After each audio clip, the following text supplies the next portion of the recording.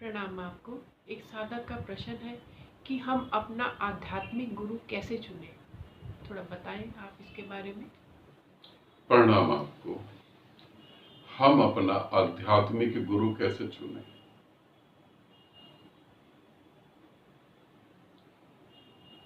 पहली बात, क्या हम गुरु को चुन सकते हैं?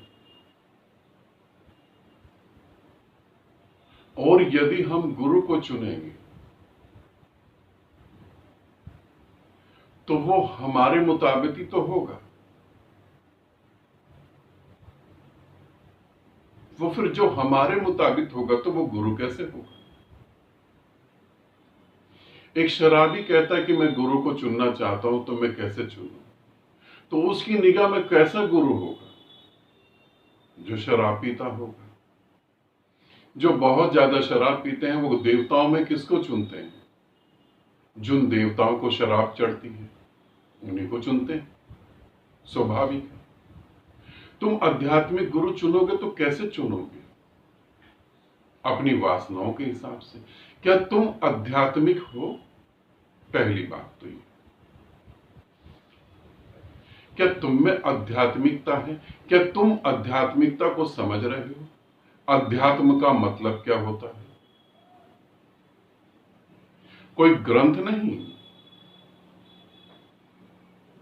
कोई कथा कहानियां नहीं, कोई धर्म जाति नहीं। अध्यात्म का क्या मतलब होता है? आत्मा का विज्ञान, अध्ययन स्वयं का। अध्यात्म स्वयं का अध्ययन, अपनी आत्मा का अध्ययन, अपनी आत्मा तक पहुंचने का अध्ययन। क्या तुम में आध्यात्मिकता है? या तुम इसलिए गुरु चुन रहे हो कि गुरु हमारे लिए सिक्योरिटी गार्ड का काम करेगा?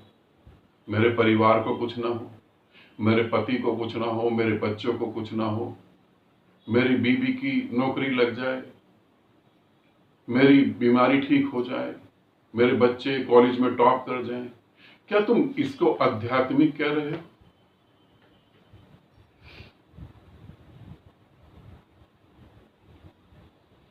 तो फिर गड़बड़ है, फिर गलत हो गया। फिर आध्यात्मिक गुरु तुम नहीं चुन पाए।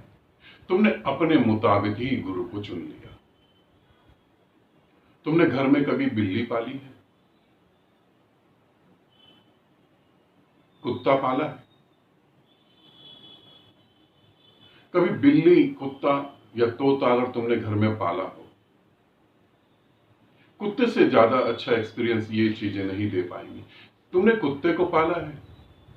अगर तुमने एक डॉग घर में पाला है तो तुम देखोगे वो तुम्हारे अहंकार को चारों तरफ से तृप्त करता है।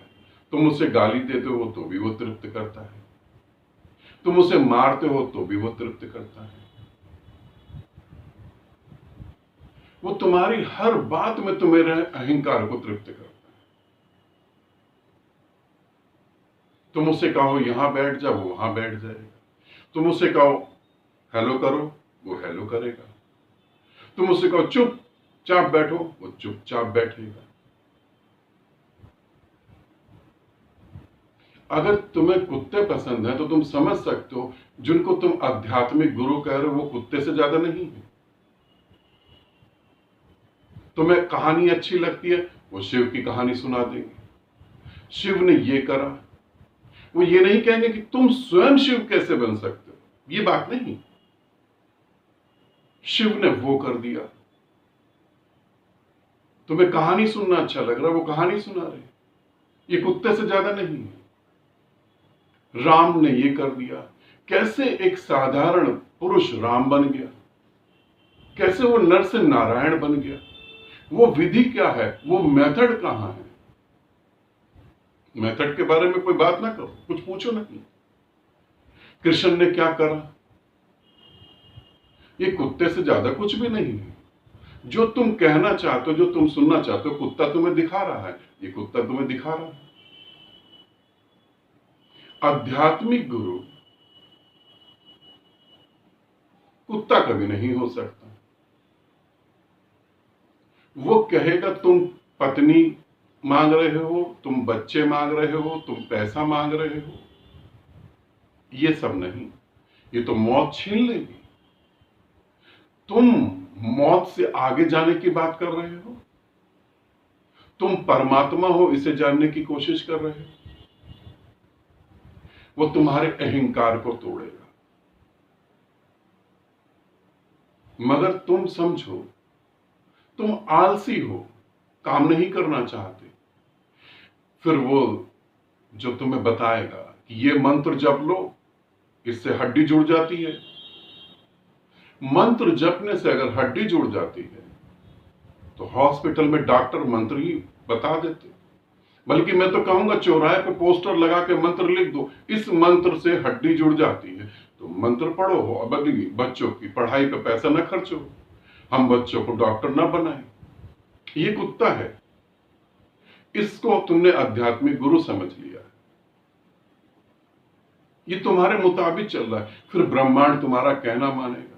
तुम आलसी हो, तुम चाहते हो हम आंख बंद करके इच्छा करें और इच्छा वो पूरी हो जाए। अवचेतन मन तुम्हारे लिए काम करेगा। थोड़ा सा दिमाग लड़ाओ, थोड़ा सा दिमाग का यूज करो। परमात्मा ने दिया इसे यूज करने के लिए। अवचेतन मन तुम्हारे काम करेगा। पूरी पृथ्वी पर इतने साइंटिस्ट काम कर रहे हैं इस समय, पूरी पृथ्वी पर साइंटिस्ट काम कर रहे हैं पृथ्वी को कैसे बचाया जाए।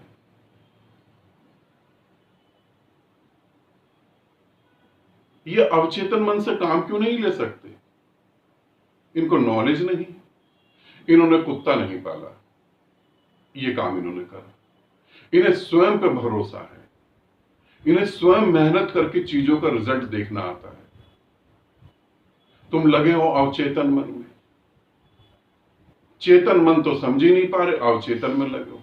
ये व्यक्ति इस पृथ्वी पे कहां से पैदा हो गया? ये व्यक्ति तुम्हारी इच्छाओं से पैदा हुआ।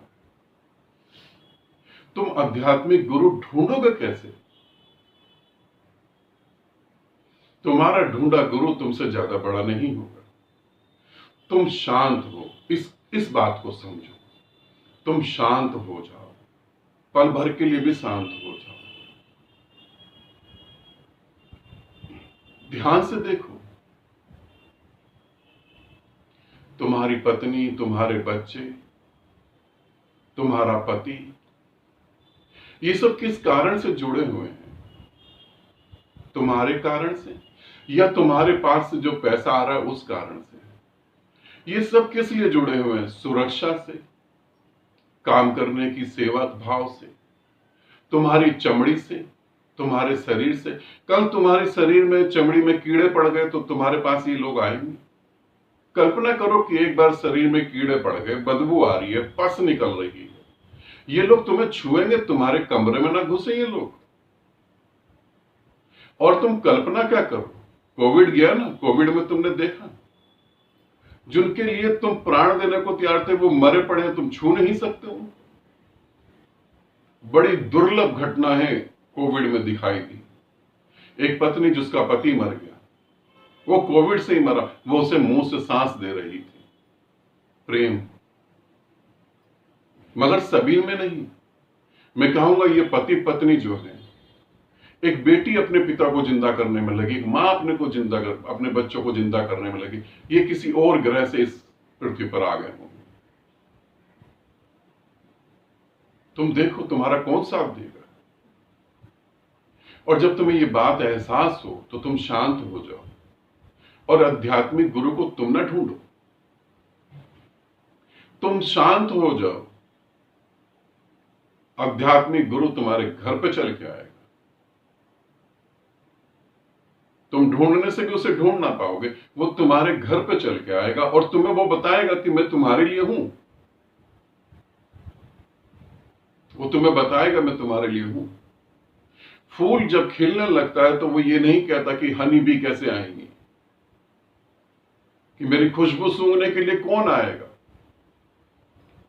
कि सूरज की किरणें कब मेरे ऊपर पड़ेगी। वो चिंता ही नहीं करता, वो खिलता है सिर्फ, और उसके खिलने में सब कुछ महक उठता है। कहां दूर से भंवरे को पता लगता है, वो आ जाता है। कहां दूर से हनी भी आ जाती है, वो बुलाता नहीं। तुम थोड़ा शांत हो, तुम्हारा गुरु तुम्हारे पास आ जाएगा। मगर ध्यान रखना, कुत्ते और गुरु में फर्क होता है। इस बात को जरूर ध्यान रखना। जो तुम्हारे अहंकार को तृप्त कर दे वो तुम्हारा गुरु कभी नहीं हो सकता। जो तुम्हारे अहंकार को तोड़ के रख दे और इतनी बुरी तरह तोड़े कि तुम्हारी आत्मा तक तड़प जाए और फिर भी तुम उसे छोड़ ना पा रहे हो, वो तुम्हारा गुरु है। उसको गुरु मानना जो तुम्हें पूरी तरह से तोड़ दे, मतलब तुम्हें इतना नीचे कर दे, इतना गिरा दे कि तुम सोचो यार ये जल्लाद कहां से मिल गया, और फिर भी तुम उसके प्रेम में पड़े हो, वो तुम्हारा गुरु है। ऐसे तुम आध्यात्मिक गुरु तक पहुंच सकते हो। और गुरु अर्थात परमात्मा। सब काम अब खत्म। आनंदित रहो, सदा खुश रहो। बहुत बहुत प्रेम आप सभी।